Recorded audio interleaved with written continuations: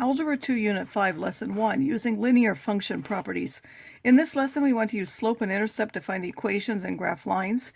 We want to write the equations of lines if we're given points or other characteristics of the line, and we want to write equations of parallel and perpendicular lines. So first of all, to remind you, a linear function is one when we have the ordered pairs, they all lie on the same line. We have learned to graph these functions as transformations of the identity function, but lines have other features that we can use to graph equations easier. First of all, linear equations are the only functions with a constant rate of change, and because it's constant and always the same, it has a special name called the slope. You'd find it the same way as the average rate of change. You find the change in the y values over the change in the x value, but this will always be the same number for a line, so it's called the slope. We also then call that the rise over the run, the change in the y over the change in x. If the line is increasing from left to right or going uphill, it has a positive slope. If it's a decreasing function or going downhill, it has a negative slope. If it's a horizontal line, it has a slope of 0, and a vertical line is so steep that its slope is undefined. There are three basic forms of different lines. There's standard form, when you have a number in front of x plus another number in front of y is equal to c, where one of those, of course, cannot be 0 in order to be a line. Slope-intercept form, y equals mx plus b, where m is the slope and b is the y-intercept. And then there's point-slope form, which you don't really have to use because it requires you to remember another formula, but sometimes it's helpful to know that form. You take y minus any y value is equal to the slope times x minus any x value. So in these examples, we're asked from the graphed equation, identify the intercepts, the slope, and the slope-intercept equation of the line. The x-intercept is 3, intersects the y-axis at 5, so the y-intercept is 5. The slope, we're going down 5 and then right 3, so that's a minus 5 over 3. Or you can look at it as you're going up 5 and then left 3, so one of them has to be in the negative direction. So now we have y equals m. The slope is minus 5/3 x plus the y-intercept of 5 plus 5.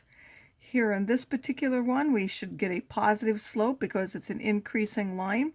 It touches the x-axis at minus 3, and it touches the y-axis at 2. The slope, we're rising 2 and running 3, or we're going down 2 and left 3, so that either they're both in positive directions or they're both negative. Two negatives also giving a 2/3 slope. So y will equal 2/3 x plus the y-intercept of 2.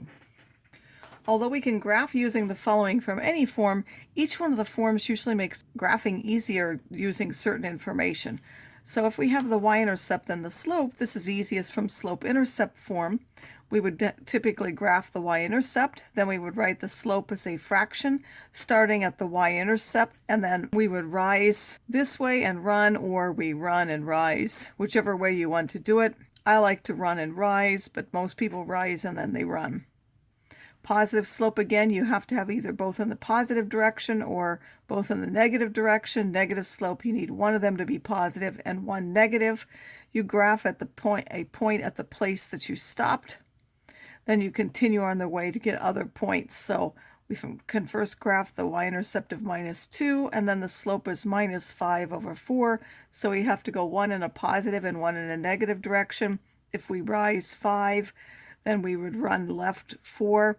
Or if we went down 5, we would go right 4. We can also graph using the intercepts. This is easiest from standard form, but it's not impossible from the others. We have to first find the intercepts. To find the y-intercept, you put x equal to 0. To find the x-intercept, you put y equal to 0 and solve for the other variable. Then you can graph both points. Using those 2 points, you can determine the slope and then graph other points. So if we have minus 3x plus 2y, making y equals 0 gives us the equation minus 3x equals 6, where x is minus 2. Or if we make x 0, we get 2y equals 6, so then y would be 3. Having the x and y intercept now, we can see that we rise 3 and then run right 2. So up 3 and right 2, up 3 and right 2 will give us others, or down 3 and left 2, down 3 and left 2, down 3 and left 2 will give us points that fill up the grid. We can also graph using the slope at any point on the line. This is easiest when you have point-slope form or you're given any point and the slope. So we first graph the point. We do not need the y-intercept to start. And then use the slope as a fraction and rise and run as before, graphing the new points from that and to get your line. So we have y minus 5 equals 2/5 x plus 3. We know that this is point slope form.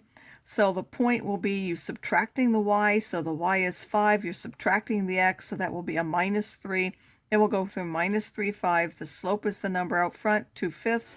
So we first graph the point minus 3, 5.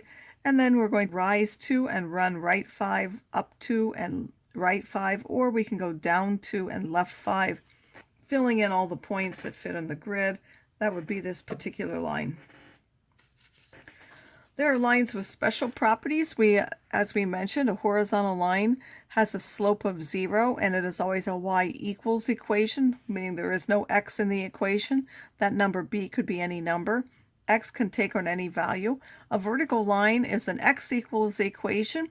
The slope is undefined. That can be any number, and y can therefore take on any value. Parallel lines have the same slope but different y-intercepts, and perpendicular lines have slopes that are negative reciprocals of each other. They may have the same or different y-intercepts.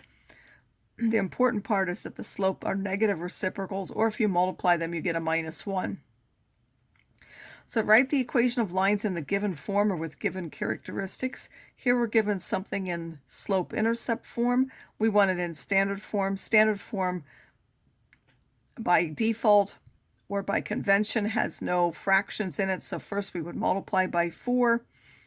And then we need to take the x and the y on the same side. If we're given 2 points, we would first find the slope by finding the change in the y. This went down 6, but it went up 3. So a minus 6 over a positive 3, or if you went this way, this went up 6 and then down 3, one of them being in a negative direction. So you get a minus 2. So we know y equals minus 2x plus the y-intercept. Here this is the y-intercept because the y-intercept is when x is 0. So we can simply add the 3 on there. Or we could write y equals mx plus b, making it minus 2x plus b. Substitute either one of those points, and we would be able to find that the y-intercept was b. This one says write the equation of a line through this point that's parallel to this. We use the fact that parallel lines have the same slope, so we know that m equals minus 3 for the line that goes through here as well.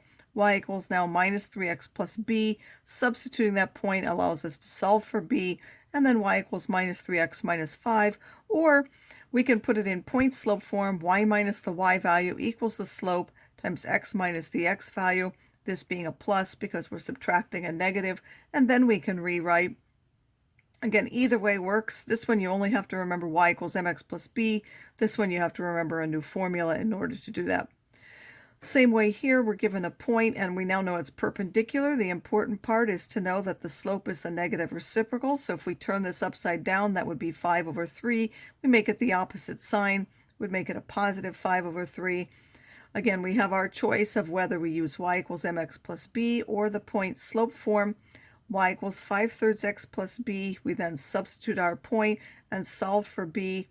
Or we can do y minus the y value is equal to the slope times x minus the x value. Both of those will be positive here because these values are negative. And then we rewrite to get into slope-intercept form.